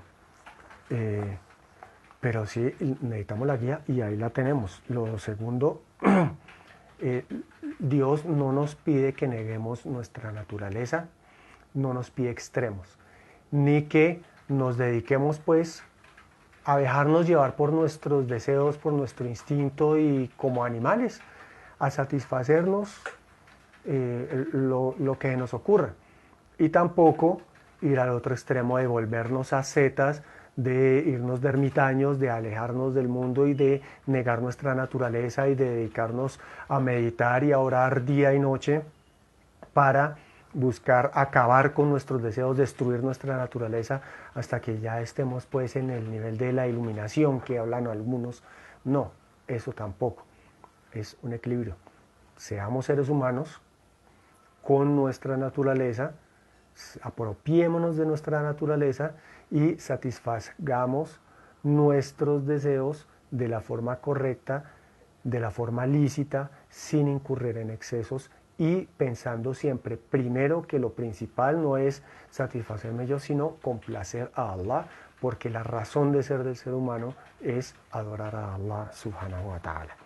Y tercero, ¿cómo hacer para lograr ese cometido? ¿Cómo hacer para poder superar las pruebas, para poder superar las tentaciones, para poder mantenernos en el camino recto? Hay varias herramientas, pues ojalá echemos mano de todas ellas, no es solo una de ellas, la oración, el ayuno, el autocontrol, etcétera, etcétera. Y la más fuerte, la principal, la que llamamos el arma del creyente es la súplica. No olvidemos eso. Siempre en nuestras súplicas pidámosle a Allah subhanahu wa ta'ala que nos guíe, que no retire de nosotros su luz, que al contrario nos dé siempre su luz y que aleje de nosotros esas tentaciones. Si a ti, hermano, hermana, tienes un problema gravísimo con la carne de cerdo, con el alcohol, con el sexo, con lo que sea, pídele siempre en tus súplicas a Allah que aleje de ti esas tentaciones y que te dé la fortaleza para mantenerte en el camino recto y que te guíe siempre y te dé el éxito en esta vida y en la última. Amén. Eso, hermanos y hermanas, es la charla de hoy. Espero haber sido claro. Realmente estaba tratando de meter en un solo paquete muchas ideas y muchos conceptos. Espero haber logrado ser claro. Y recuerden que después de esta charla pues vamos a hacer unas preguntas y vamos a estar regalando la edición gratuita de El Corán, traducción de Isa García y su equipo de traducción, cuarta edición de Editorial Máctaba. La edición gratuita la estaremos entregando. Pero primero voy a revisar sus preguntas para responder rápidamente, inshallah. Como les decía, hoy contamos con el apoyo de Google Market. Entonces, vamos a poner, por favor, pon el enlace de la página de Facebook de la hermana y ya me cuentas cómo vamos a hacer con lo que nos dona la hermana. Ramón dice una pregunta: según la Biblia los profetas tuvieron tentaciones y pecaron, pero según el Corán los profetas tuvieron tentaciones y pecaron. Ramón, sí, los profetas fueron seres humanos. Como cualquier otro ser humano, tuvieron tentaciones. Como cualquier ser humano, cometieron errores. Lo que pasa es que los profetas, Allah subhanahu wa ta'ala, los protegió de cometer los pecados más graves, y también en el caso de los mensajeros, que no son los mensajeros, fueron los profetas a los cuales se les dio revelación. Y ellos tenían que transmitir esa revelación a su pueblo. Y Allah les dio infalibilidad en la transmisión de esa revelación. Es decir, que Allah subhanahu wa ta'ala, el Creador, no permitió que cuando el profeta transmitiera el mensaje cometiera algún error al transmitirlo.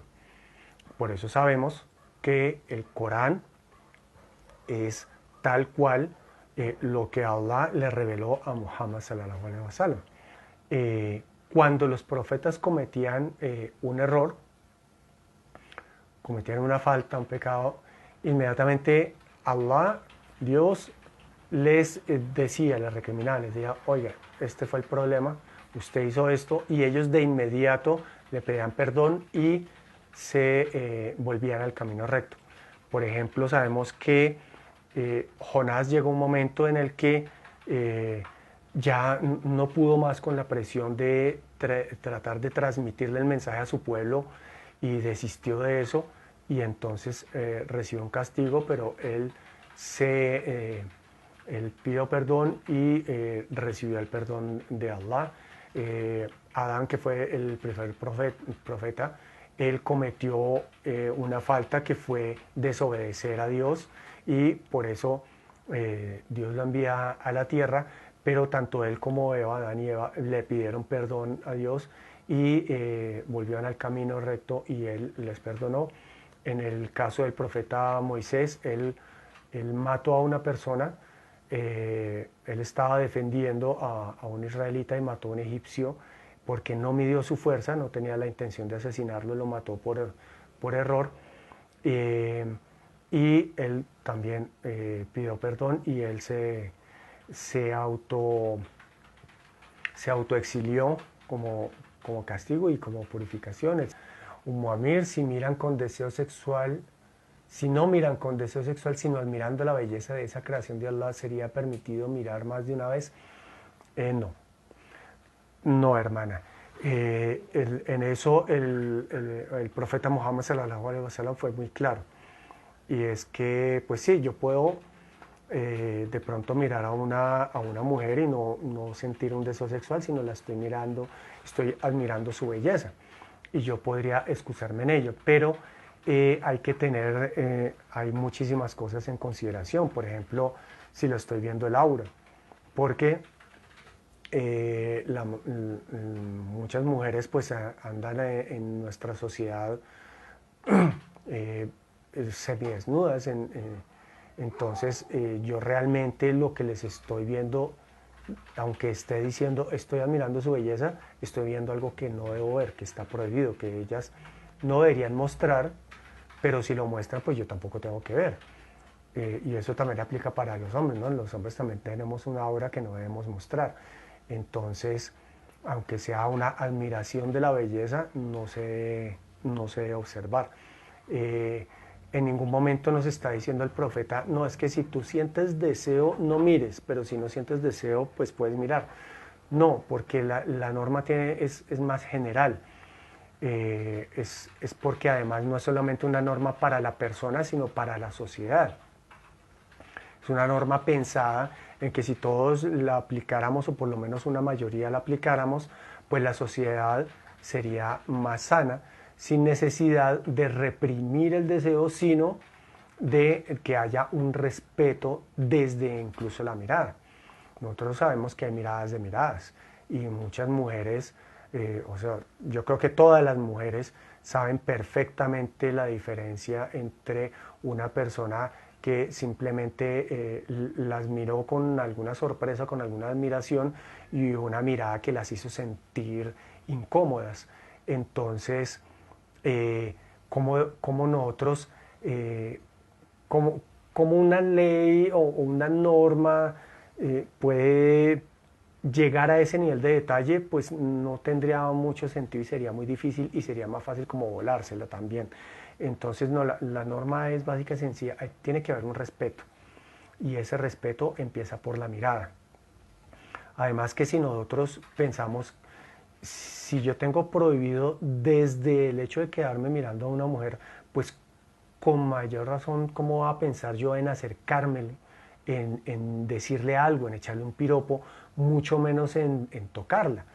Entonces, eso ahí me pone una barrera social muy fuerte y esa barrera social nos da un respeto que hoy en día muchísimas mujeres están reclamando, algunas de mejor forma que otras, pero es un reclamo de que por qué no les enseñan a los hombres a respetar desde pequeños, a que a la mujer no se la acosa, que a la mujer no se la mira, que a la mujer no se le dicen cosas por la calle.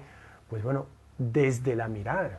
Si nosotros aprendemos desde la mirada a respetar a la mujer, pues todas esas cosas pues ya vienen por añadidura, ¿no? Últimamente he visto personas famosas que se han convertido al Islam, personas que lo tienen todo y no encontraron la paz y felicidad en el mundo hasta que se convirtieron. Bueno, pues en eso hay de todo porque también hay la intención de por qué una persona dice abrazar el Islam y su corazón si es puro, si hay una intención pura en su corazón de hacerlo o no. Habrán casos y de pronto uno lee casos, no sé si reales o no, pero sí pueden haber casos en que una persona abraza el Islam y después de unos años reniega del Islam y toda la cosa y después está diciendo que es que no encontró en el Islam la paz y la felicidad que buscaba. Puede pasar porque, pues como yo les decía, hay personas que se convierten al Islam y en vez de, eh, ahora que encontré la guía, voy a seguirla, voy a esforzarme en aprender ese modo de vida y a vivir así, a seguir ese modo de vida. No, sino que quieren mantener una cantidad de cosas de su vida anterior al Islam y lo que hacen es de alguna forma buscar dentro del Islam cómo justificar eso que tenían antes. Entonces, pues si están en esa lucha así, si están en esa vaina, pues lo más seguro es que o van a terminar yéndose para alguna secta o van a terminar denostando el Islam yéndose a otra religión o volviendo a ateos otra cosa. Pero una persona que sinceramente esté buscando a Dios, que sinceramente esté buscando complacer a Dios, Dios le regala el Islam y ahí encuentra esa paz y esa tranquilidad y lo encuentra todo. Y eso no lo encuentra uno ni en el dinero, ni en las mujeres, ni en los hijos, ni en los caballos, ni en los autos. Eso solo lo encuentra uno en Dios. Mejor que comprarse unos zapatos por vanidad es darlos al que necesita. Bueno, eso sí, claro, pero digamos que tampoco es que esté mal que yo me compre unos zapatos que me gustaron. Ya de pronto, pues si yo tengo un armario lleno de zapatos, tengo 50, 60 pares de zapatos, pues eso es una exageración. Pero pues también depende, también depende, porque si digamos yo soy un artista, no sé, y salgo en la televisión y todo eso y tengo 50 pares de zapatos porque es que necesito cada vez salir con uno distinto, un político, pues para ellos puede que sea muy normal, pero realmente ¿quién necesita 50 pares de zapatos? Pues, y la primera caridad empieza en casa, entonces lo primero que debería uno pensar es, bueno, tengo demasiados zapatos, regalémoslos a miembros de mi familia que de pronto lo necesiten más. Y si nadie en mi familia no lo necesita, pues bueno, sí puedo pensar en donarlos o regalarlos a otras personas que estén más necesitadas. Pero la cuestión es que en sí mismo el hecho de que pues yo me antojé unos zapatos y tenía el dinero para comprármelos y pues tengo solo uno o dos pares de zapatos y pues no es que me sobren, realmente me puede servir tener otro par porque bueno, tres o cuatro pares de zapatos pues puede estar bien porque uno es para el deporte, otros para la oficina, otros para estar en casa, está bien. O sea, tampoco es que esté mal que yo me vaya a comprar unos zapatos que me antoje de comprarme los zapatos. Pero ahí viene una cantidad, pues es de, yo tengo el presupuesto para eso. O sea, si yo me estoy comprando los zapatos porque realmente puedo comprarme los zapatos en ese momento, pues no hay problema. Pero si yo estoy hasta el cuello de deudas y en vez de pagar mis deudas voy y me compro unos zapatos, pues como que tampoco. Ahí hay muchas cosas que tener en consideración. Pero lo importante es, primero que todo, es sí, lo que tú dices, si es por mera vanidad, pues tampoco tiene sentido. Eh, y sobre todo el cuento de, bueno, yo me compré esos zapatos porque me antojé de ellos y me di ese gusto. Hay que ser agradecidos porque es que se juntaron muchas cosas. Y tengo que ser agradecido con Allah que me dio esa bendición de que se juntaron muchas cosas para que yo pudiera comprarlos. Estaba pensando en los monjes y ermitaños ascetas que se aíslan del mundo para llegar a un nivel espiritual más elevado, desprendiéndose del deseo y de lo material. Esa actitud de pretender desprenderse parte de su humanidad y ascender puede ser considerada como pecado de herejía por intentar igualarse a Dios o por renunciar a su naturaleza humana.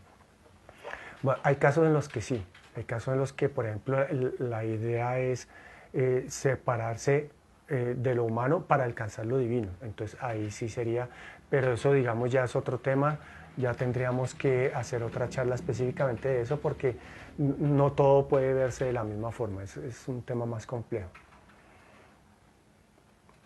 Muchos hermanos me dicen que me aleje de estas amistades porque hace un año que se volvió musulmán y muchas de sus amistades son mujeres. Que me aleje de mis amistades porque son desaconsejables, pero parte de mí le resulta difícil, pues son amistades de hace años. Bueno, eso sí, el problema no es tanto que las amistades sean mujeres, sino hay que aprender. O sea, el Islam es una forma de vida que no es que tú te vuelves musulmán y pum, de un momento a otro ya eres el musulmán y tal.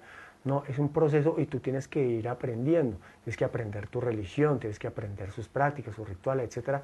Y el manejo de las relaciones sociales también. Eso es algo que se va aprendiendo y tú lo que te vas a tener que ir haciendo poco a poco es ir replanteando la forma como mantienes esas relaciones, esas amistades, y tú te irás dando cuenta a medida que vas aprendiendo y practicando el Islam de hasta qué punto sí puedes mantener cada relación, porque cada amistad será diferente, cada persona es diferente y de pronto habrá personas con las que sí te resulte bien mantener una amistad y otras con las que no. Eso ya es más complejo. Jorge Enrique.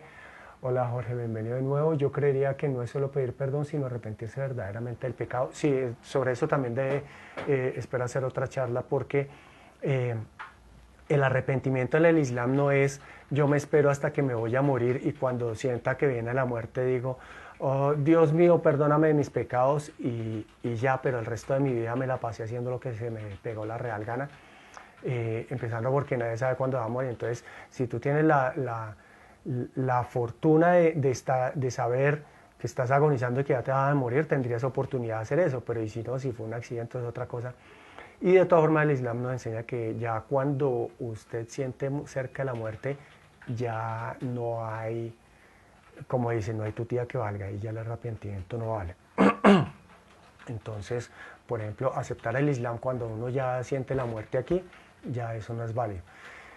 El Islam es una forma de vida.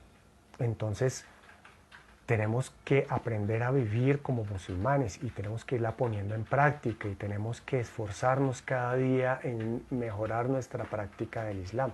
El Islam no es, yo digo que creo en Dios y ya, no, hay que ponerlo en práctica. Esa práctica es la búsqueda de la complacencia de Dios.